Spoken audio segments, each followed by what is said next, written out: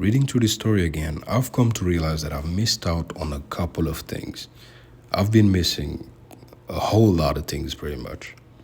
And I don't think it's because I've not been paying attention, because God knows you need all brains on deck if you want to understand what's going on in the story.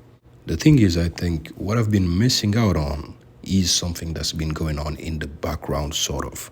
Or at least I've been negligent about it.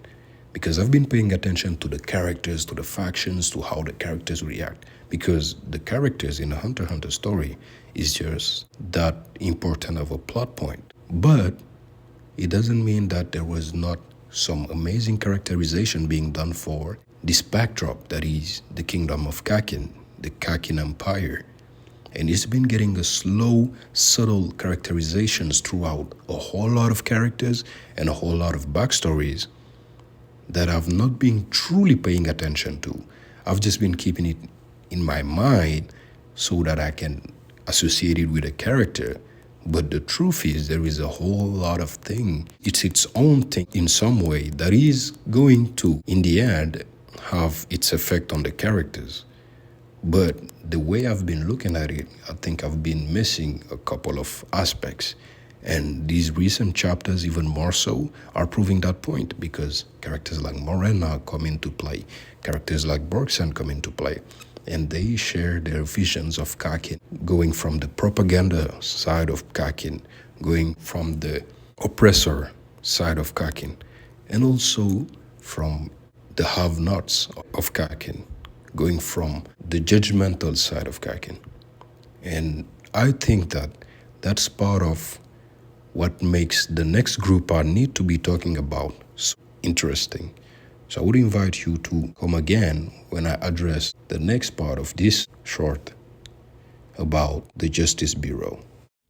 For whatever Kakin is, the black whale is its miniature version. Let's see, the black whale has the seed of Kakin that is being sent into the new continent so that it can become Kakin again. Another Kakin in a new place so that they can get more power and expand their monarchy. Well, here's the thing. If the black whale is Kakin, a representation of Kakin, in its smaller form, in a more concentrated form, it also has a more concentrated amount of its doubters and its opposition, its countercurrent, to make it brief. And those would be the people that are trying to make the change before they get to the new continent, so that the new Kakin might be just a little bit different from that old Kakin, that messed up Kakin, that fucked up Kakin that we know about. I believe that the Justice Bureau might be that countercurrent, as I do believe that they are looking for a better future for their people and are looking to decentralize all the power that the monarchy holds.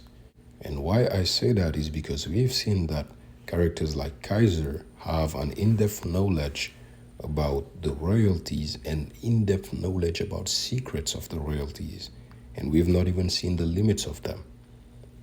They were trying to hold on to those information as tools and are using them to help lower princes.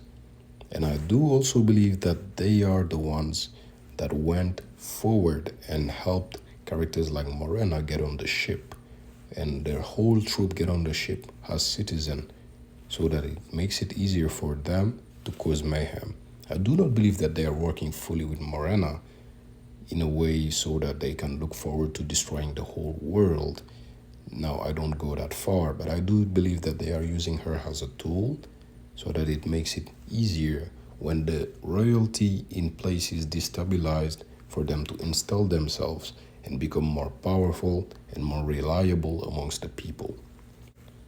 And when you see that, you understand that a whole lot of characters might just be a bit different from what we thought.